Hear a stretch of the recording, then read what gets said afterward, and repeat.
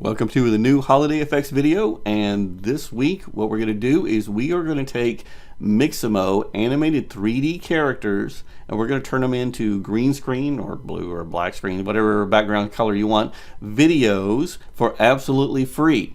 Now, I highly recommend you go back and watch my prior video, which covers in much more in depth on how to use Mixamo and also how to use Ready Player ME and get those characters into Mixamo so you can animate them. And then when we did that process, by the way, we ended up using a program called Blender, which is absolutely free, in order to convert between Ready Player Me and Mixamo.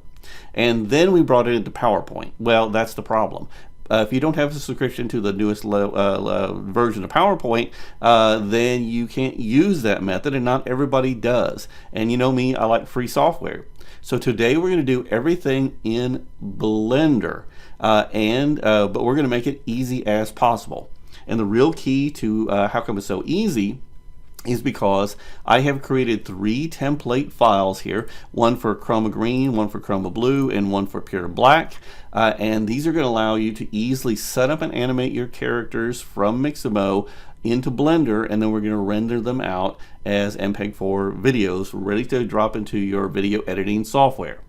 So let's go ahead and get started. I'm going to do a quick overview on Mixamo, but again, go back and watch that other video. I talk a lot more about it and also talk about how to bring in Ready Player Me characters, which makes it even more powerful. But here is Mixamo.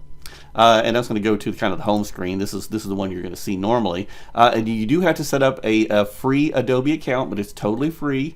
No credit card required or anything like that. And then when you go to Mixamo.com, and by the way, all the links in the description again, you just will see this screen here. And you basically just click on Browse Characters. And here's a whole bunch of characters. There's like 3 different pages of different characters. They do trend toward more like fighter, monster zombie types. There are a few more kind of normal looking characters in here too, and I guess also a giant mouse. But it kind of tends more toward Halloween, quite frankly. And also too, you have a search bar up here. So if I wanted to pick zombie and just type in zombie and hit enter, and this means I can pick this zombie girl. It says, hey, do you want to use this new character? I say, yep. And there's my new zombie girl. We've also got white clown guy over here, right? And a whole bunch of other freaky looking characters. But I'm going to go ahead and I'm just going to pick this guy. And then we can apply animations to them. The way you do that is you just come over here to the animations tab and you just pick an animation. Maybe a zombie scream or maybe a zombie punching. And they even have animation packs where they do a whole bunch of different animations, one after the other. So, but what if we didn't do a zombie attack? What if we wanted something else? Well, you can just search for it over here. You might type in walking or something like that. But of course, I'm going to type in salsa because there's nothing better than salsa dancing zombies. So I'm going to click on this animation here, and now we've got our salsa dancing zombie. When you get your character and your animation chosen that you want, all you got to do is just download it. You can do this by coming over here to the upper right, click on download, leave all this as is. You don't change anything unless maybe you wanted to set it to 24 frames per second if you're in Europe. You could do that if you want to, but leave everything else the same, and you just click on download. It'll take just a minute to create the file, especially if they have those big animation packs. It'll take quite a bit longer. But here's just going to ask me where to save off the file. I've already got my 3 zombie examples downloaded over here, so I'm not going to add this guy. I'm just going to hit cancel, but normally you would just hit save, of course, and maybe give it a file name and all that sort of good stuff. So that's it for Mixamo. We've selected our character, we've applied an animation, and we've downloaded it, and now we're good to go.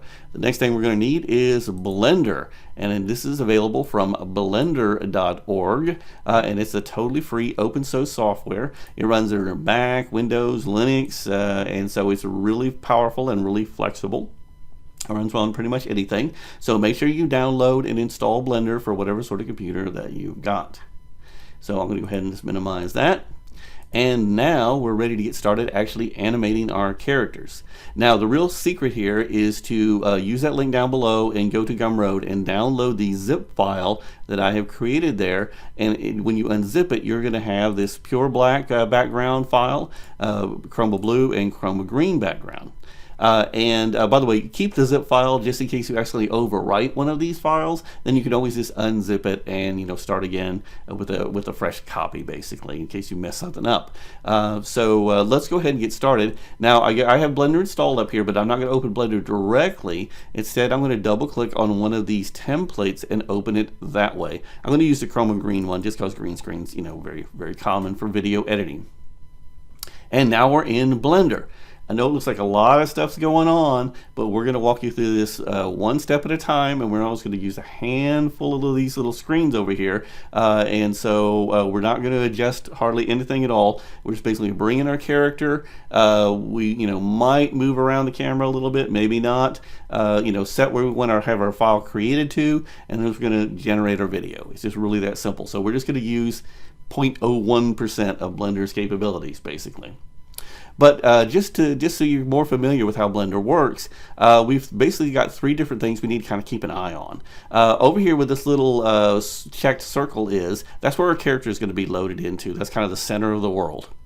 Up here we have a light, and you can have as many lights as you want to, but I put one light in this scene and I've kind of moved it so it's kind of above and in front of the characters. And also too, we have a camera. That's what this triangle thing is over here. And I've also moved that from the default of Blender so it's facing directly onto the character. So I've moved a few things around over here, and I made a few other setting changes we'll talk about here in a minute. But what we need to do is we need to get a character in here so we can actually see that character. So I'm just going to do File, and then I'm come down here to Import, and then we're going to go to FBX because Mixamo creates FBX files. And here we go. I'm going to pick our Salsa Dancing Zombie number 2 over here, just as my kind of first starter example. Leave everything the same and just click Import FBX. And there we go. Now we have a dancing zombie in here. Now we can't really see him very well. We could zoom in and stuff like that. But what I'm really interested in is what the camera sees, because what the camera sees is what's going to render out in the video. And so there's a way to see what the camera sees is to come over here to the kind of the upper right, and there's like this little icon that looks like an old-fashioned movie camera. And we're going to click on that. It says toggle the camera view. By the way, it has a shortcut, number pad 0. And that's what the camera is going to see. Now, I know it's kind of weird with these little spiky things on there, but those are little grab handles so you could like move the character around if you wanted to. We're not going to do any of that, so we're not really concerned about that. Those will not be in the final picture. And you can turn them off over here, by the way, by clicking on this little eye icon up here in the upper right, so you can see your character a little bit better. But that's totally optional to toggle those on and off. What I'm really concerned about is how our character is going to look when it's rendered. And the way we do that is we come over here to the render drop-down menu up here in the upper left. Click that down, and we have two options: render image, which is, by the way, F12, and also render animation, which is Control F12. Now we're going to be rendering an animation here in a minute, but just for a preview, I just want to do render image. Oh, and so there's our zombie basically rendered out, and he's looking pretty good in his dance pose and everything. Going to start salsa dancing, so he's looking pretty good. We can even see through the hole in him, which is really kind of cool. And you notice that the camera is pretty much straight on to our character. Now, if we come over here and we click that little movie camera icon again, it'll go back through the 3D view. Now let's talk about a little bit about how we could maybe move the camera around if we weren't totally happy with the how he looked over there. He was up a little bit high, I think, a little bit far away maybe. So I'm going to click on the camera, make sure it's highlighted over here. Okay, and then we're going to come over here, and if any of these are not selected, you want this little square here in the square boxes, this one right here. You don't want that one, you want this one. So make sure you're over here on this one. All right, and then we also want to be in the camera view so we can see what the camera sees. So I'm going to go back to that. Okay, so there's our zombie, and we're over here with the little square box options. And here under the transform, by the way, if that's rolled up, unroll it there, we can change the way the camera views that zombie. This is kind of left and right over here. This is X, which is left and right. And if I kind of hold my left mouse button and scroll left and right over here, you see the camera is kind of moving left and right.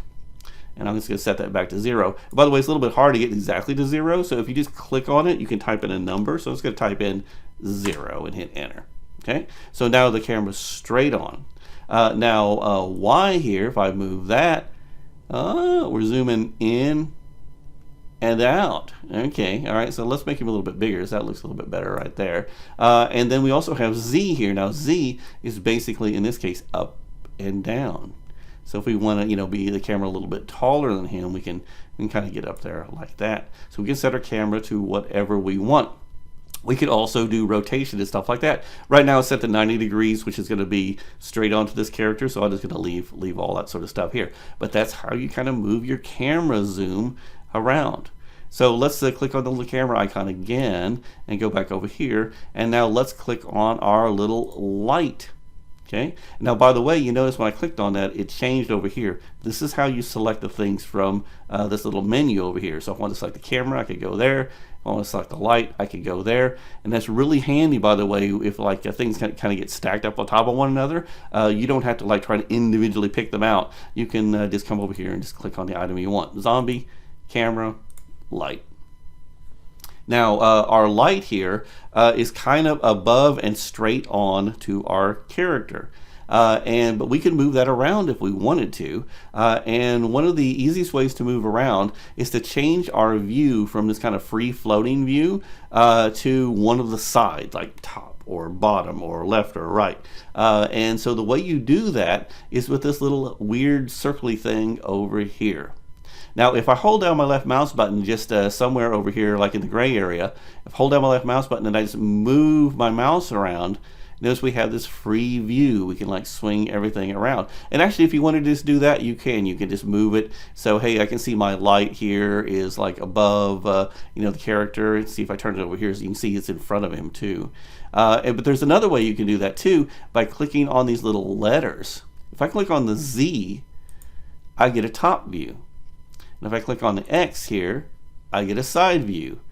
And if you click on the Y, you're going to get a back or front view, depending on how many times you click on it. If I click on it again, it'll eventually switch around to the back or the front.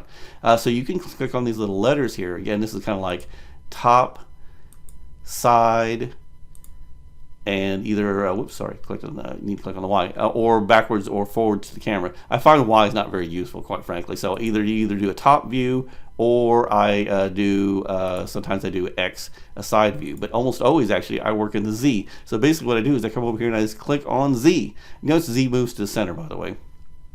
Now I can see my light from above, and this is perfect. So if I wanted the light to shine from one side or the other, like let's say you have other characters in the scene that you're going to put this green screen on, and the light maybe in the moonlight from the graveyard is coming from one side, I can move this light over here to match. And of course, you could also move it closer or farther away here. So I love the Z view. It's my absolute favorite. So let's kind of move this over here, and then let's render it out again. Render image, remember F12. Aha, now you notice all the lights over here. He's kind of shaded over there, right? And let's just close this window. And let me move the light over here. And render. Oh, okay, now the light's over here and he's kind of shaded over there, okay? So that's how you can kind of move your lights around if you want to. If you don't want to and you're happy where the light's at, you can just leave it in as the template has opened it up, which is pretty much just straight on. Okay, so that's basically it. So now we're ready to export out our video. So make sure you have your character selected, okay? And the reason why I want to do that is we want to come down here to this bottom area where we have all these little yellow dots. And you notice these little yellow dots go all the way out here to about 136 or so. I'm going to click on this little bar right here and then make sure that that line is right over the last dot. So it says 136. So if I click on 140 over here, see I'm past the dots, all right? So I want to get on that last dot there. And it looks like 136 is the last frame of our animation. And the reason why we want to know that is because over here it shows you the current frame, right? And by the way, you can advance it like 1 or back it up over here. But it also has the start and the end. And if you hover over the end, notice it says final frame of the playback render range, which means that it's going to, that number there is going to be how many frames our animation is.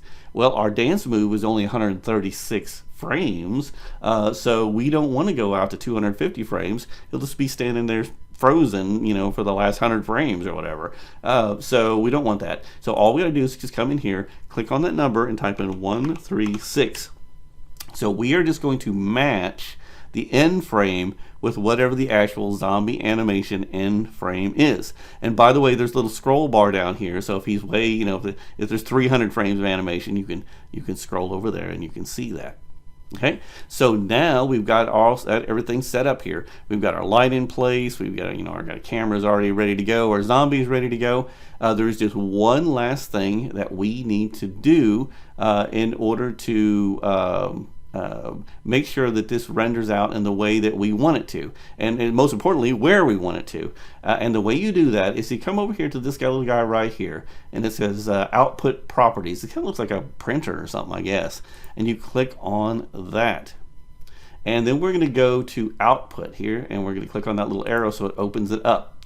And I've set everything in here that you need. Notice it says MPEG 4, H264. I've set the quality. By the way, you could adjust the quality if you wanted to. But the most important thing we need to do is change this directory of where it's going to store our video. And so I'm going to click on the little file folder here, and I'm going to pick desktop. And then I'm just going to click accept. So now it's going to save our videos into the desktop folder. Again, you can pick whatever folder that you would like. By the way, the default is basically C:\TMP, like temp, but only the letters TMP. So if you've generated the video and you know where it went to, it's probably gone to TMP, and then the root of whatever your main drive is. So look for it in there. But you definitely want to change this. And now we are ready to export out our video here. So let's go to render.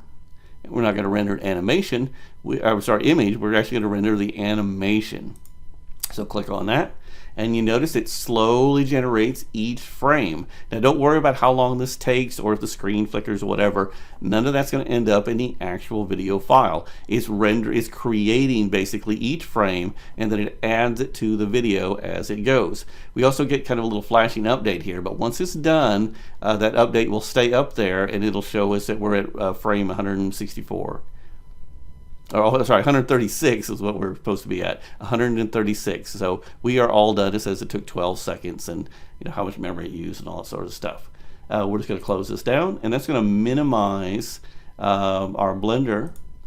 And right out here is our animation, and we can double click on this and we can see our dancing zombie.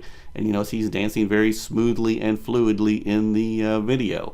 So we are good to go. We got our zombie created on a nice green background.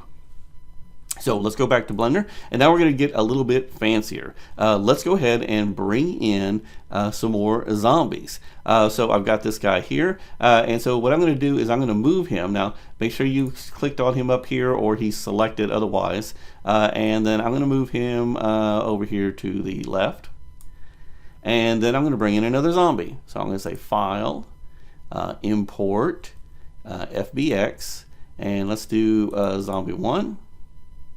And there they are. And that's going to grab them, and that's going to move them over here. And then I'm going to do File, Import, FBX, and zombie 3. There we go. And I'm going to move them in the front a little bit. So now we've got our kind of trio of dancing zombies. Again, if I want to know what the camera view looks like, I just click on the camera view. And right there they are. Now, if you notice though, especially if we go over here to the preview, let's do the render image here. Well, first of all, the camera's a little close. Oh, but what happened here? Well, what happened is that when Blender brought in this 3D model, it made some guesses about this model, and it's basically guessed poorly. So we're going to need to fix this model, and we're actually going to need to fix this model too. Notice the face is not right on this model too, and we also probably need to zoom our camera out a little bit more. So let's work on the camera first of all. And so make sure you have your camera selected. Make sure you're on the little box, the little orange box with the little square things around it. Remember, Z here is going to move us up and down, so I'm going to move it down slightly. And then this is going to move us out, so I'm going to move it out slightly so we can get all of our zombies in frame here. There we go. So that's looking cool. So now we got our camera adjusted. But let's fix these zombies, okay? So our first zombie over here, he's fine, so we don't need to do anything. Now our second zombie over here has got obviously some weird issues. Now what's happened here is that parts of this zombie have been made transparent when Blender brought it in. So here's how you fix these characters. First of all, open up that little triangle, and we have three different parts of this zombie here. We got zombie girl body, pants, and top. And if I'm going to click on the body first of all here, now notice these are pose and animation here, but notice these all have like body part names, so it's pretty easy. And then I'm going to come over here and I'm going to go down to this little world right here, and it says material properties. Okay, and I'm going to click on that. And under surface, by the way, if that's not open, open it up. Under surface, scroll down, and you're going to get to blend mode, and it says alpha blend. That means transparent basically, and that's not what we want.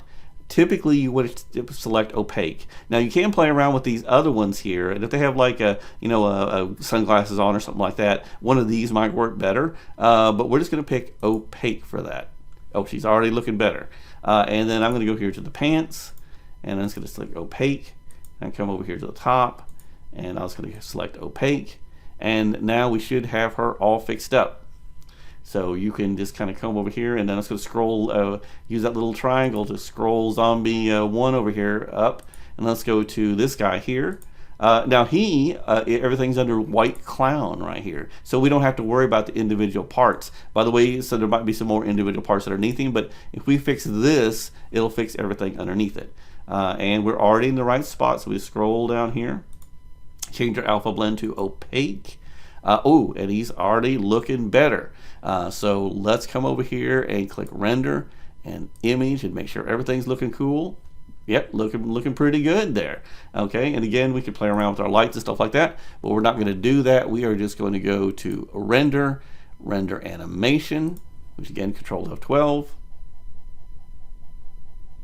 And depending on the speed of your computer, this may take a little bit of time for this to render, but just let it do its work, especially if you've got like the big long animations. And by the way, all of these characters have the same animation on them, so I know that the last frame is going to be that 136, so I don't have to adjust that again. I've already got it set up for the first zombie, so it's going to, of course, work for all the rest of the dancing zombies.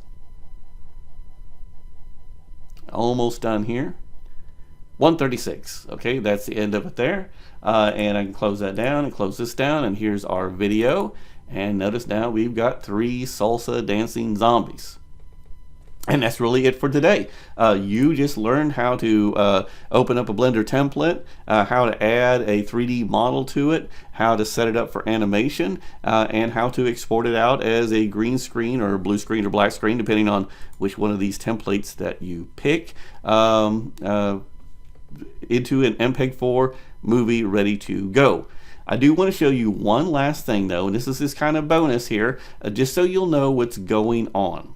The reason why I just didn't set the background here, this gray, to green, is if I do that in Blender, because it's the fancy ray tracing thing, it's going to make all of these characters have like a green tint on them. And the reason why is because the light basically is going to bounce off that green background, and it's going to shine on the characters as green, and you don't want that. And so you have to do kind of a fancy trick, and that's under this shading, a little menu over here. If I click on this, it's going to change our screen to the shading mode, and you notice got this weird stuff down here set up. But if you notice this bottom color, the little bottom box down here says background, it's got that chroma green color in it. And that's where I've set the color. I've basically changed this little box right here to a different color. And by the way, you just click on it and you can change it to a different color. If I wanted it pink, there we go. Now we're going to have a pink background. How to set this up was from a video from Tux Designer, who does a ton of Blender videos. And I'll leave a link in his video to down below in the description, just so you can kind of go and see that, because this is super helpful on how to set up a green screen. Basically what this does is it tells Blender that, that what the camera sees the background as is gray, but what gets put in the back of the video is, in this case, pink or green or whatever. You need to know any of this to do what we just did? Absolutely not. But I wanted you to know kind of the secret sauce behind what makes these a green screen video, and why you can't just set the background color to green or blue or whatever and have your characters come out the way that you want. Okay, that's it for today's video. I certainly hope you enjoyed it. If you did, please like and subscribe. And until next time, I'll talk to you later.